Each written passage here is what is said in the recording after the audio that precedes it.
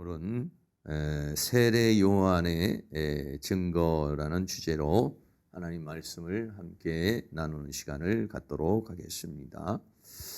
마태복음 1장에서는 예수님을 증거하는데 예수님의 그 족보를 통해서 예수님은 아브라함과 다윗의 자손 예수 그리스도라고 이렇게 말해서 약속의 자녀요 왕권을 가지고 오신 주님이라는 것을 말해주고 또 역사적인 사실적인 인물이라는 것을 말씀해주고 있습니다.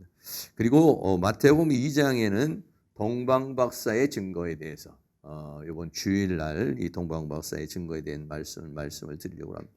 그리고 오늘은 세 번째로 세례 요한의 증거가 있습니다. 그래서 오늘은 세례 요한이 예수님을 증거하는 그 내용에 대해서 우리 함께 나누는 시간을 갖도록 하겠습니다. 먼저 이 세례 요한이라는 사람도 아주 특별한 그런 사람이죠. 예수님의 출생의 그 비밀도 신비하지만은 세례 요한이라는 사람의 출생과 그 사역도 신비로운 그런 부분들이 많이 있습니다. 마태복음 3장 1절 말씀에 그때의 세례 요한이 이르러 유대 광야에서 전파하여 가로되라고 말했어요. 그래서 이 세례 요한에 대해서 말하는데 마태복음에는 세례 요한에 대해서 그렇게 많이 말하고 있지는 않습니다. 그런데 누가복음에서 보면은 세례 요한에 대해서 아주 상세하게 설명을 해주고 있고 세례 요한의 탄생에 대해서도 또 세례 요한의 사역에 대해서도 누가복음에서 잘 기록되어 있습니다. 그래 첫째는 이 세례 요한은 어떤 사람이냐 하면은요 제사장의 아들입니다. 당시에 이 제사장이 있었는데 사가랴라는 사람이 있어요. 그래 제사장은 돌아가면서 이렇게 제사장을 하게 돼 있는데 이 사가랴라는 사람이 당시에 제사장이었는데 이 제사장의 아들이 누구냐면은 요한이에요.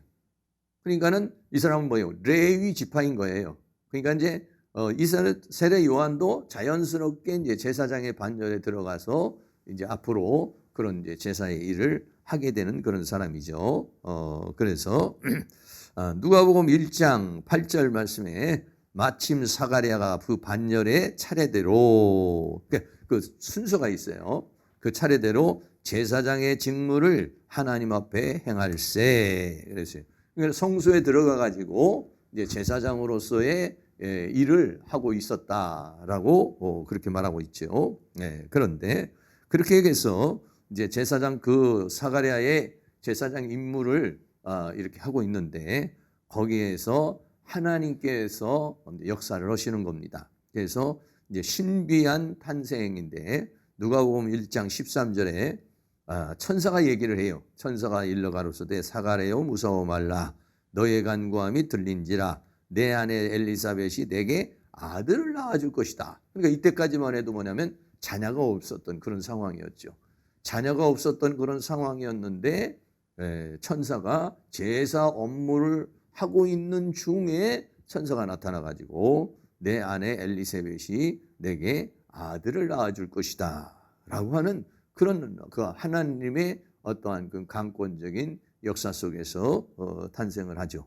그래서 그리고는 세 번째는 하나님께서 이제 이름을 지어주는 것이죠. 뭐라고 그랬어요? 누가복음 1장 13절에 내게 아들을 낳아주리니 그 이름을 요한이라 하라라고 그러면서 요한이라고 하는 이름을 이제 하나님께서 지어줬어요. 네.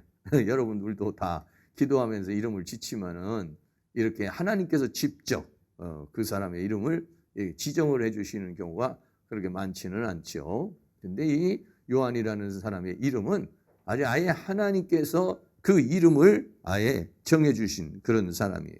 그리고 세 번째로는요, 모태에서부터 성령 충만을 받았어요. 누가복음 1장 15절 같이 한번 있습니다. 이는 저가 주 앞에 큰 자가 되며 포도주나 소주를 마시지 아니하며 모태로부터 성령 충만을 입어 했어요. 그러니까는 여러분 얼마나 모태 신앙도 중요하지만은 모태에서부터 성령 충만을 받은 사람이에요. 혹시 여기 계신 분 중에 모태로부터 나올 때부터 성령 충만해가지고 나오신 분 계신지 모르겠지만은 이런 게 어렵죠. 아이가 태어나서 은혜를 체험해서 그래서 성령 충만을 받는데 이 아이는 아예 모태에서부터 성령으로 충만함을 입은 사람이었다는 그런 얘기예요. 그리고는 다섯 번째는 이 사람은 여인이 난 자 중에서 가장 큰 자라고 그렇게 말을 했어요. 마태복음 11장 11절도 같이 한번 있습니다. 내가 진실로 너에게 말하노니 여자가 낳은 자 중에 세례 요한보다 큰 이가 일어남이 없도다. 그러나 천국에서는 극히 작은 자라도 저보다 크니라. 라고 했어요. 그러니까는 이 세례 요한이라는 사람이 얼마나 대단한 사람이라는 걸 알죠. 여자가 낳은 자 중에 세례 요한보다도 큰 이가 일어남이 없다. 그랬으니까 이 세례 요한이라는 사람이 하나님의 큰 은총을 입고 태어난 그런 사람이에요. 그런데 이 사람이 태어났는데 그 사람의 삶이 어떤 삶이냐면 엘리야의 영과 능력으로 사역할 자라는 거예요. 누가복음 1장 17절도 같이 한번 있습니다. 저가 또 엘리야의 심령과 능력으로 주 앞에 앞서가서 아비의 마음을 자식에게 거스리는 자를 의인의 슬기에 돌아오게 하고 주를 위하여 세운 백성을 예비하리라 그랬어요. 그러니까 엘리야라는 사람이 구약 시대에 있었죠. 아하방 시대에 엘리야라는 사람이 있었는데 이 엘리야라고 하는 사람의 심령과 능력으로, 심령을 했지만 영이에요. 엘리야의 영과 능력으로 주 앞에 가서 아비의 마음을 자식의 마음, 아비 여기서 말하는 아비는 하나님을 말하는 거죠. 자식은 누구냐면 이스라엘 백성을 말해요. 거스리는 자를 의인의 슬기에 돌아오게 하고 하나님을 거역하고 거스리는 자를 돌아오게 하고 주를 위하여 세운 백성을 예비하리라. 이게 뭐냐면 이 세례 요한의 사역인 거예요. 그러니까 하나님께서 이 엘리야라고 하는 사람을 하나님께서는 보내주실 것을 말라기 선지자를 통해서 예언을 하셨어요. 말라기 선지자를 통해서 엘리야의 심정을 가지고 있는 자가 이제 와가지고 이런 사역을 할 것이다라고 말했는데 그 사람이 온 거예요. 그래서 엘리야의 영과 능력으로 이 사람이 온 사람이니까 하나님의 특별한 그런 선택과 역사 속에서 온 사람이에요. 그래서 와서 어떻게 했느냐? 광야에 외치는 소리가 되었다고 그랬어요. 마태복음 3장 3절 또 같이 있습니다. 저는 선지자 이사야로 말씀하신 자라 일렀으되 광야에 외치는 자의 소리가 있어 가로되 너희는 주의 길을 예비하라 그의 첩경을 평탄케 하라 하였느니라. 알겠어요? 이 선지자 이사야로 말씀하신 자인데 광야에서 외치는 자, 그 외치는 자는 뭐냐면 하나님의 말씀을 증거하는 자 또는 예수님을 증거하는 자 이런 사람이죠. 그래서 주의 길을 예비하라. 주의 길을 예비한다는 것은 예수님의 그 사역을 예비하는 것을 그렇게 말해요. 첩경을 평탄케 하라. 그 방해되는 요소들을 다 평탄하게 해서 그 예수님께서 잘 사역을 하실 수 있도록 해라. 그러니까 이 세례 요한이라는 사람은 예수님의 사역, 왕이신 예수님의 그 사역을 위해서 먼저 예비하고 그 길을 닦는 그런 역할을 하는 사람이었다. 마지막으로는 이 사람은 누구냐면 율법의 마지막 선지자라고 했어요. 마태복음 11장 13절도 있습니다. 모진 선지자와 및 율법에 예언한 것이 요한까지니 그랬어요. 그러니까 요한은 이제 뭐냐면 구약의 마지막 장식을 하는 사람이에요. 그래서 구약의 마무리를 하고 이제 이 세례 요한이 죽고 세례 요한의 사역이 끝나면 그때는 뭐냐면 아브라함과 다윗의 자손 예수 그리스도의 사역이 시작이 되는 것이죠. 그 예수님을 통해서 이제 신약의 시대가 열리는 것이고 세례 요한은 그 예수님의 그 시작과 구약과 신약을 연결하는 그 마지막 선지자로 온 자가 누구냐면은 바로 이 요한이라는 사람이요. 그리고 이 요한이라는 사람은 와서 엘리야의 영과 능력으로서 그 주의 길을 예비하는 그런 사역자로 온 자가 누구냐? 바로 이 세례 요한이라는 것이. 바로 이 세례 요한이 그 예수님에 대해서 증거하는 것이다 하는 것을 마태복음 3장에서 우리에게 말해주고 있어요. 다시 한번 정리해 보겠습니다. 첫째, 세례 요한은 뭐냐? 제사장이에요. 제사장. 네, 제사장. 마태복음 2장에서 동방박사는 누구냐? 이방인이죠. 이방인 중에서 가장 현명하다고 생각하는 그런 박사들이죠. 그러나 세례 이 요한은 뭐냐면 유대 정통 가정에서 제사장 반열에서 나온 그러한 제사장의 자녀로서 제사장의 반열에 속한 자가 예수님을 이제 증거하는 것이죠. 그리고 하나님의 은혜 속에서 탄생을 하게 되고 하나님이 또 이름을 지어주고 모태에서부터 하나님의 성령의 충만함을 받고 그래서 이 사람은 다섯 번째는 여인으로 난 자 중엔 가장 큰 자요. 엘리야의 영과 능력으로 사역할 자요. 광야에 외치는 자의 소리요. 율법의 마지막 선지자라. 그러니까 이 세례 요한이라는 사람이 아주 특징이 이렇게 많이 있어요. 특징이 이렇게 많이 있는 이 사람이 와서 어떻게 합니까? 회개하라. 천국이 가까워 있다라고 이제 그렇게 사역을 하는 것이죠.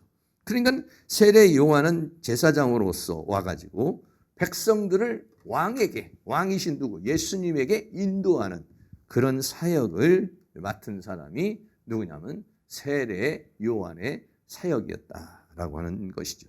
원래 제사장은 어떻게 뭐 하는 사람입니까? 원래 제사장은 제사를 드리는 역할을 하는 거죠. 무슨 제사를 드립니까? 백성을 대신해서 제사를 드립니다. 그러니까 백성을 대신해서 하나님께 나아가는 자가 세례 제사장이에요. 그런데 이 세례 신약의 이 시대에 와서 이제 세례 요한은 어떻게 합니까? 백성을 아예 왕이시고 하나님이신 예수님께로 인도하는, 직접적으로 인도하는 그 사역을 하는 것이 누구냐면 세례 요한의 사역이었던 것이죠. 그래서 이제 신약에 와서 이 세례 요한이 사역을 하는데 이 세례 요한이 특별하게 사역을 하는 거예요. 네, 특별하게 사역을 하는데 두 번째로 세례 요한의 사역입니다. 세례 요한이 사역을 하면은 원래는 어떻게 합니까? 성전에서 사역을 해야 되는 거예요. 왜? 제사장 반열의 사람이니까 성전에서 전파를 하든지 그래야 되는데 성전이 아니라 장소가 달라졌어요.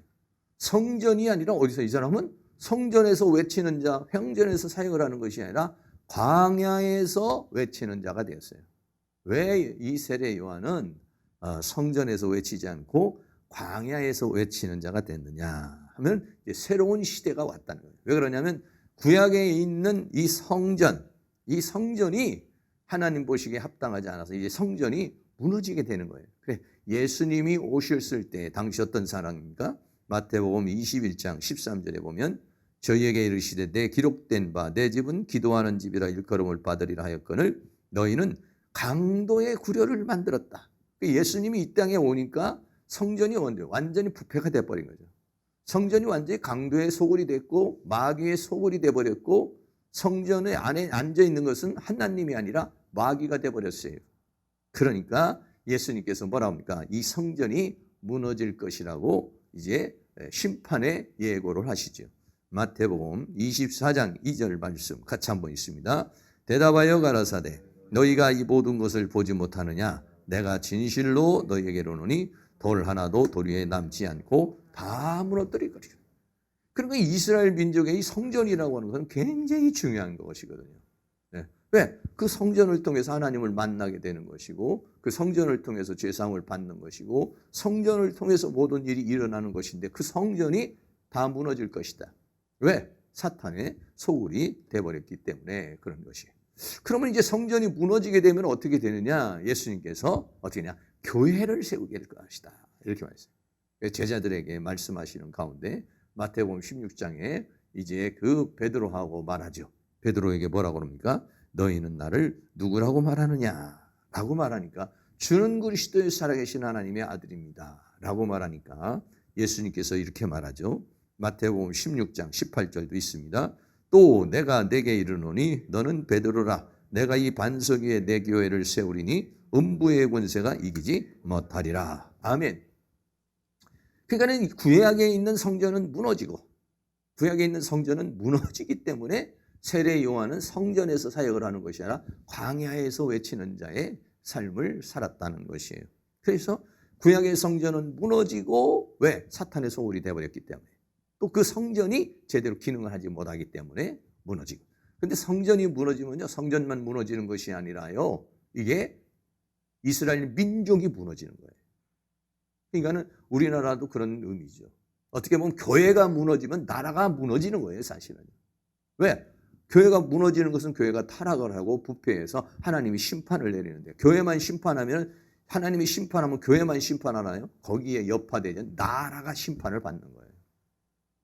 실제적으로 우리 대한민국에 이렇게 잘 살고 하나님 은혜 가운데 살아가는 것은 뭐냐면 이 교회 때문이죠. 교회 때문에 사실. 주의 종들, 우리 성경적으로 보면은 성전이 무너지면 나라가 망하는 거예요. 이스라엘은 그래요. 성전이 무너지면 나라가 망하는 거예요. 나라가 망하면 성전이 무너지고요. 같이 연관성이 있건. 근데 이것이 무너져 버리죠. 그래서 AD 70년에 성전이 무너지고 로마의 그 침략을 해서 무너지고 이스라엘 민족도 무너져 버리고 나라가 없어지는 그런 상황이에요. 그리고는 하나님께서는 이제는 세계의 역사로 유대라고 하는 땅에 이스라엘이라는 땅에 국한되지 않고 누구든지 주의 이름을 부르는 자는 구원을 얻게 되는 이제 교회 시대로 전환하는 그 교회의 신앙 고백은 뭡니까? 주는 그리스도요 살아계신 하나님의 아들이라는 그 신앙 고백 위에 내 교회를 세울 것이다 라고 하는 거예요. 그래서 교회는 주님의 피와 주님의 은혜로 교회가 이제 세워지는 것을 주님께서 말씀하고 있는 것입니다. 더 나아가서는 교회가 세워질 뿐만 아니라 더 나아가서는 이제는 하나님과의 예배의 개념이 달라졌어요. 예배의 개념이 달랐어요. 요한복음 4장에 보면은 사마리아 여인과 예수님과의 대화의 장면이 나오죠. 사마리아인이 뭐라고 합니까? 우리는 이 산에 그리심산에서 예배를 하는데 당신들은 예루살렘에서 예배를 해야 된다고 하는데 어디서 예배를 해야 되느냐라고 그렇게 말하죠. 그러니까 예루살렘에서도 말고 이 산에서도 말고 아버지께 참으로 예배하는 자가 올 것이다. 요한복음 4장 23절에 아버지께 참으로 예배하는 자들은 신령과 진정으로 예배할 때 오느니 곧 이때라. 아버지께서는 이렇게 자기에게 예배하는 자들을 찾으시리라 그랬어요. 그러니까 성전은 무너지고 교회가 세워지고 그리고 구약의 제사장적 그런 제사가 아니라 이제는 영과 진리 안에서 우리가 하나님 앞에 예배하는 그런 시대가 도래했다는 것을 우리에게 말해주고 그걸 선포하기 위해서 세례 요한이 이제는 성전에서 사역을 하지 않고 광야에서 사역을 한 것이죠. 또 두 번째는 의복이 달라졌어요. 의복이. 네. 이 세마포라는 건 뭐냐면 제사장의 옷이에요. 제사장의 옷. 제사장의 옷이라는 것은 뭐냐면 특별히 제작을 했어요. 그래가지고 그 제사장 옷은 어떠냐? 무엇을 상징하느냐면 거룩을 상징을 하는 거예요. 거룩을. 네. 그래서 거룩한 그러한 옷을 입고 들어가서 하나님께 제사를 드리게 됐어요. 그런데 이 세례 요한은 제사장 옷을 입는 게 아니에요. 뭘 입었어요? 약대 털옷을 입었다 그랬어요. 마태복음 3장 4절 말씀에 이 요한은 약대 털옷을 입고 허리에는 가죽띠를 띠고 음식은 메뚜기와 석청이었더라 라고 그렇게 말했어요. 그러니까는 이제 뭐냐면 이제는 제사장의 반열에서 제사장의 옷을 입고 그런 사역을 하는 시대는 이제 지나갔다는 얘기예요. 그래서 어떤 겁니까? 이런 거예요. 새 시대의 제사장은 지파에 있지 않고 지파는 뭐냐면 레위 지파란 말이에요. 레위 지파 사람만 지파가 되는 거예요. 그럼 우리는 뭐예요? 우리가 전부 다 왕 같은 제사장이 되어버렸잖아요. 지파의 개념이 없어졌어요. 지파에 있지 않고 뭐에 있어요? 부르심에 있다. 하나님이 우리를 부르시고 부르심을 받은 사람, 하나님의 자녀가 된 사람에게 있고 제사장의 거룩은 옷에 있지 아니하고 이제는 뭘로 우리가 하나님 앞에 나아갈 때 그 거룩한 옷을 입고 나가는 것이 아니라 예수 그리스도의 십자가의 보혈로 씻고 성령과 말씀으로 거룩해지는 것을 상징적으로 보여주는 것이죠. 약대 털옷은 이건 거룩을 상징하는 게 아니잖아요. 네. 그런데 이제는 옷이 인간을 거룩하게 해주는 것이 아니라 예수님의 보혈이 거룩하게 해주는 것이다 라고 하는 것을 보여주기 위해서 이제 세례 요한이 그렇게 옷을, 제사장 옷을 입지 않고 약대 털옷을 입고 갔다. 그래서 이제는 신약의 시대에 와서는요, 사역자가, 제사장과 같은 그런 사역자가 그냥 되는 것이 아니라 어떻게 했습니까? 마태복음 10장 1절 말씀 같이 한번 읽습니다. 예수께서 그 12제자를 부르사 더러운 귀신을 쫓아내며 모든 병과 모든 약한 것을 고치는 권능을 주시니라. 제자를, 예수님의 제자, 그리고 예수님과 함께 사역을 할 사람들을 무슨 지파에서 이렇게 뽑아내는 것이 아니라 하나님께서 12제자를 불러서, 그게 기준이 아니라는 거죠. 이제 하나님의 선택, 하나님의 부르심 받은 사람이 뭐가 되느냐면 제자가 되는 것이고, 그 제사장과 같은 그런 사역을 하게 되는 것이에요. 그래서 신약에 와서는 이제 어떻게 보면 부르심을 받은 자들이고, 더 나아가서는 하나님께서 세우는 자들이 하나님의 나라를 위해서 일하게 됐어요. 그래서 에베소서 4장 11절에도 그가 혹은 사도로, 혹은 선지자로, 혹은 복음 전하는 자로, 혹은 목사로, 교사로 주셨으니, 이렇게 말했어요. 그러니까는 무슨 지파에 의해서 직분을 받는 것이 아니라 하나님께서 부르신 자들을 통해서 하나님께서 이제 사역자를 삼으시는 것이고, 하나님이 선택한 자들이 하나님으로부터 선택을 받게 돼서 사역을 하는 그러한 시대로 바뀌었다는 거예요. 그것을 세례 요한이 보여주기 위해서 제사장 옷을 입지 않고, 그리고 약대 털옷을 입고 이제 그 사역을 하는 그런 모습을 보여준 것입니다. 세 번째는요, 음식이 달라졌어요. 음식이 어떻게 달라지느냐 하면은요, 제물이, 원래는요, 제사장은 어떻게 했느냐면은, 제사를 드리고 난 다음에 거기에 있는 제물을 먹도록 돼 있어요. 그랬는데 그렇게 하지 않고 이제는 메뚜기와 석청을 먹는 그런 삶을 살게 되는 것이죠. 마태복음 3장 4절에 보면 이 요한은 약대 털옷을 입고 허리에는 가죽띠를 띠고 음식은 메뚜기와 석청이었더라 그랬어요. 그러니까 제사장은 원래 제사를 드리고 거기에서 나오는 것을 가지고서 먹고 살도록 이렇게 돼 있어요. 그런데 이 사람은 이제는 어떻게 됐습니까? 메뚜기와 석청을 먹었어요. 그러니까 이제 먹는 게 달라졌다는 거죠. 먹는 게 음식에 대한 규례가 이제 완전히 깨져버리는 거예요. 그래서 신약에 와서는 음식의 규례가 완전히 깨지죠. 그래서 로마서 14장 14절 같이 있습니다. 내가 주 예수 안에서 알고 확신하는 것은 무엇이든지 스스로 속된 것이 없으되 다만 속되게 여기는 그 사람에게는 속되니라. 속되다는 것은 뭐냐면 부정하다는 거예요. 부정하다. 원래 이스라엘 사람은 이런 음식은 부정하고, 이런 짐승은 부정하고, 저런 짐승은 부정하다 해가지고 부정한 것은 먹지 않도록 하고 부정하지 않은 것을 먹도록 이렇게 되어 있죠. 그런데 이제는 어떻게 됐습니까? 신약의 시대에 와서는 음식에 대한 규례가 달라져 버렸어요. 무엇이든지 말씀과 기도로 거룩해지는 것을 우리에게 의미해 주기 때문에, 그래서 이제 세례 요한이 이제 그렇게 사역을 하게 된 것이죠. 그리고 이제 의식이 달라져요. 의식이 어떻게 달라졌냐면은 구약에서는 제사를 드렸지만은 신약에서는 뭐냐? 예배를 통해서 이제 하나님과의 관계를 갖는 것이에요. 히브리서 9장 12절에 보면 염소와 송아지의 피로 아니하고 오직 자기 피로 영원한 속죄를 이루사 단번에 성소에 들어가셨느니라 라고 그렇게 말했어요. 염소와 송아지의 피로, 그건 뭐냐?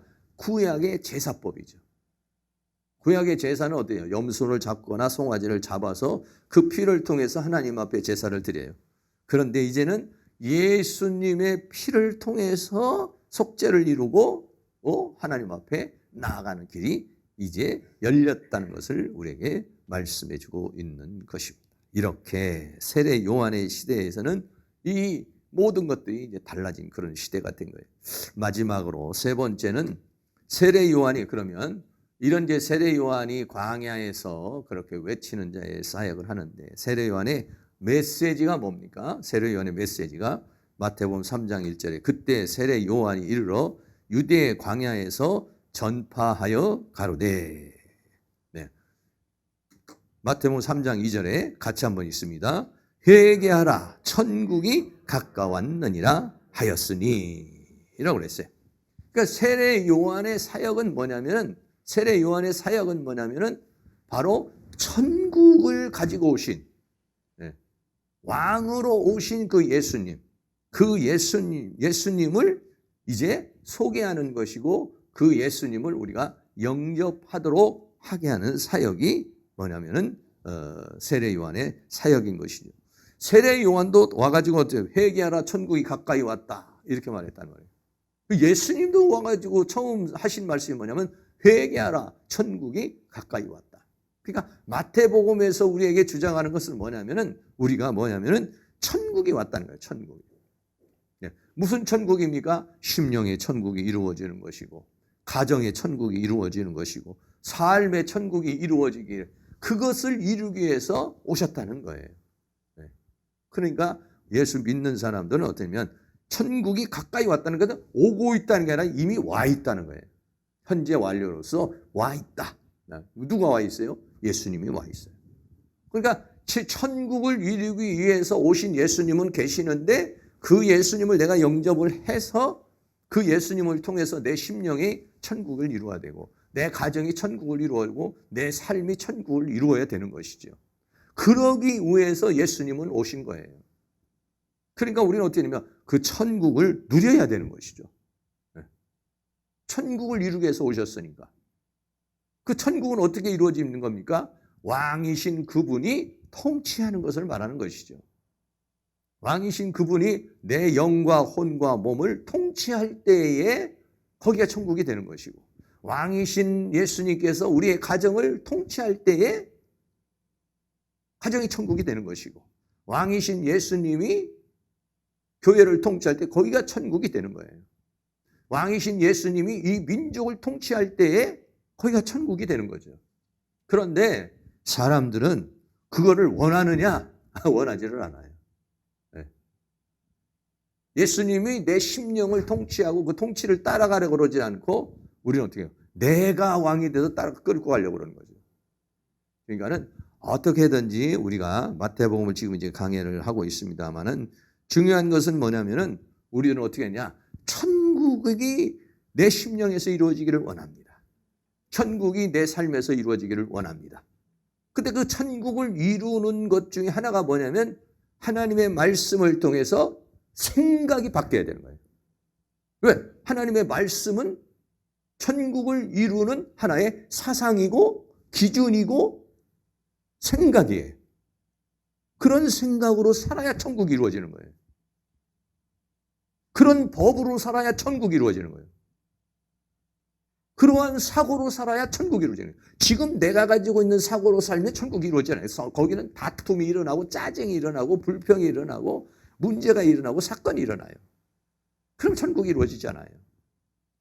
그리고 더 나아가서는 성령의 능력을 통해서 이 하나님의 나라가 이루어져요.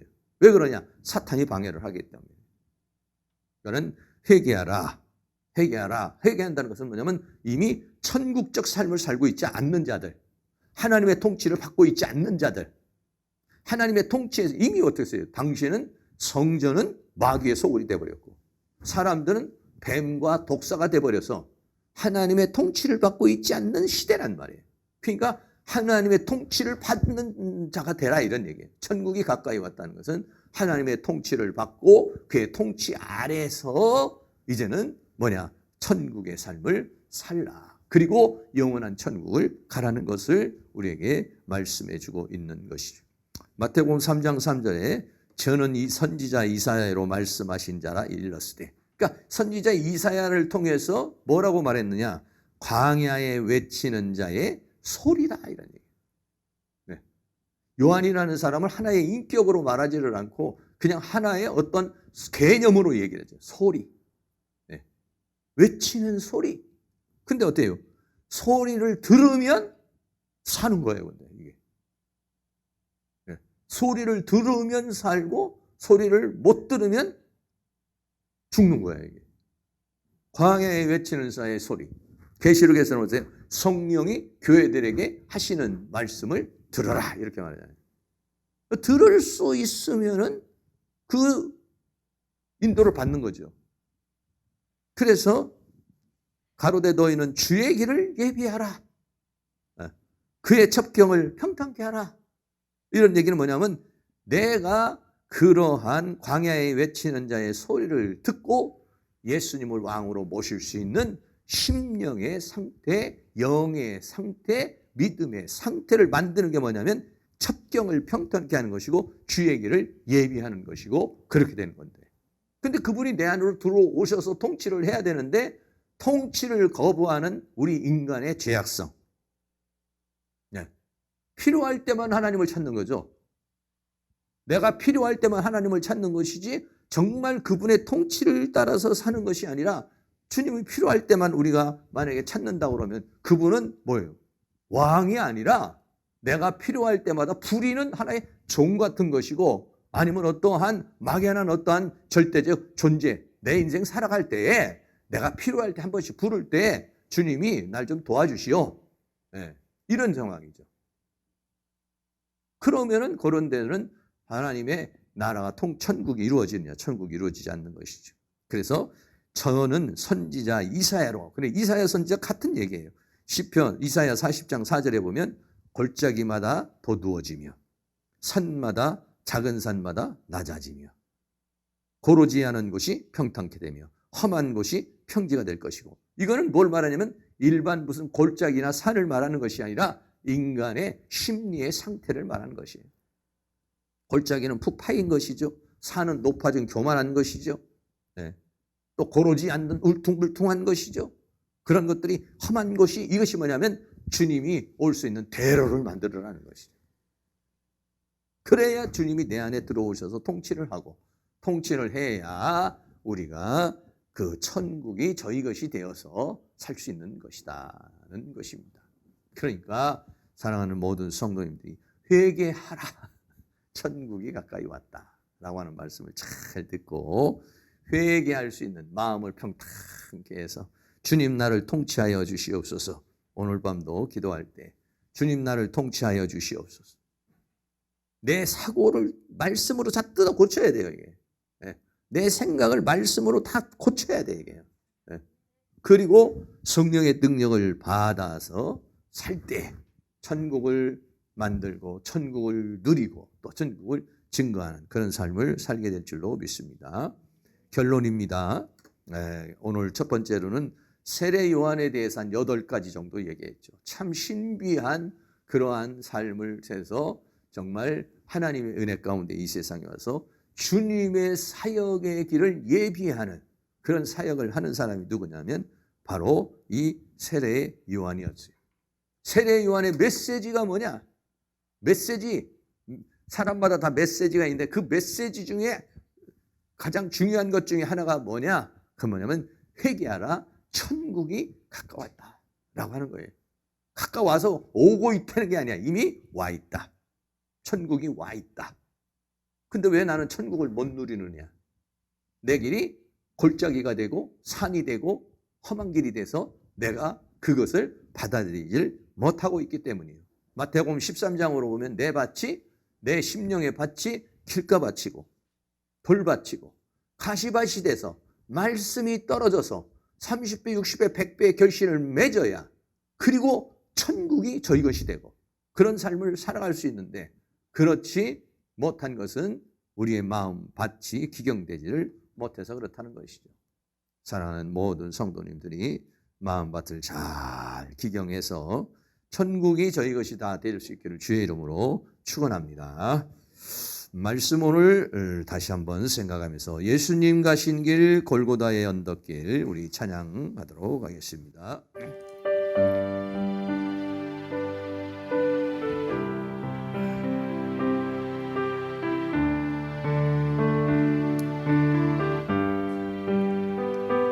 예수님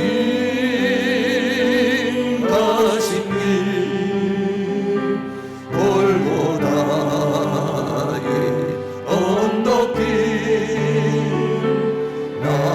죄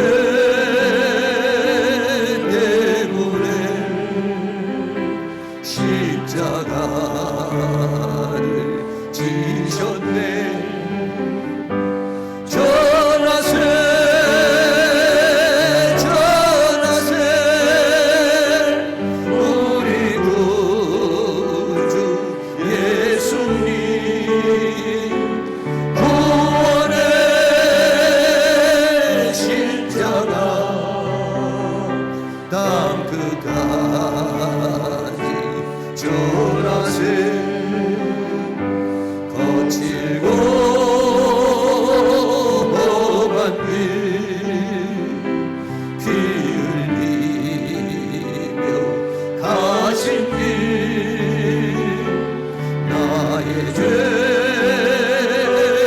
때문에 대속물로 주셨네. 전하세 전하세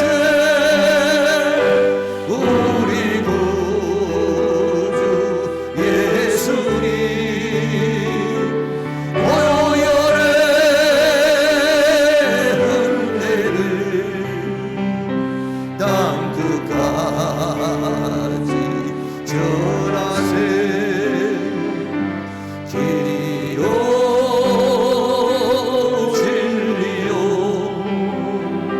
생명 되신 예수님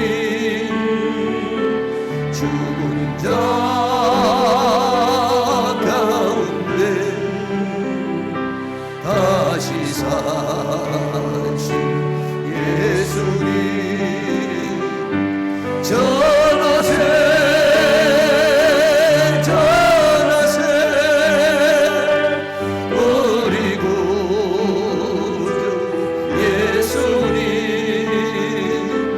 구원의 주님을 땅 끝까지 전하세. 주님의 은혜로 새 생명을 얻었으니 감사와 찬송을 할렐루야 주님께 전하세 전하세 우리 구주 예수님 구원의 주님을 땅 끝까지 전하세. 길이요 진리요 길이요 진리요 생명 되신 예수님 죽은 자 가운데 다시 사신 예수님 전하세 전하세 우리 구주 예수님 구원의 주님을 땅 끝까지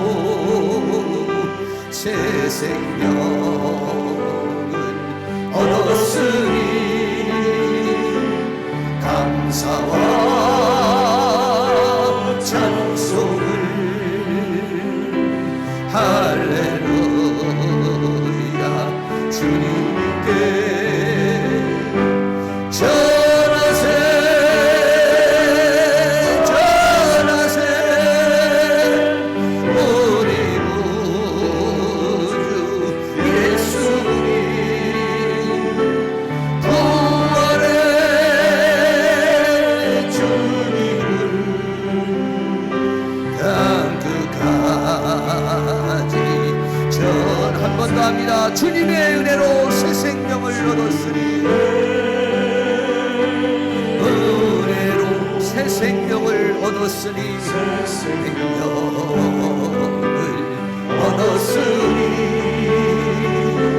감사와 찬송을 할렐루야 주님께 전하세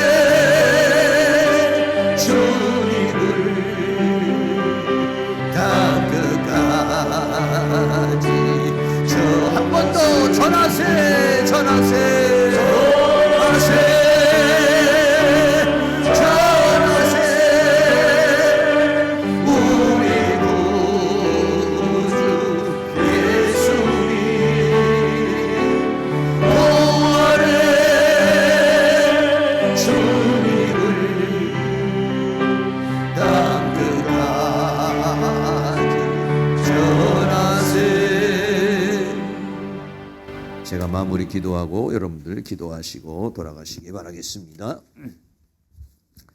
사랑과 은혜가 많으신 아버지 하나님 감사합니다. 오늘도 하나님께서 우리에게 은혜와 사랑 가운데 인도하여 주시고 붙들어 주셔서 주님 앞에 나와서 우리가 함께 기도할 수 있도록 도와주심을 감사합니다.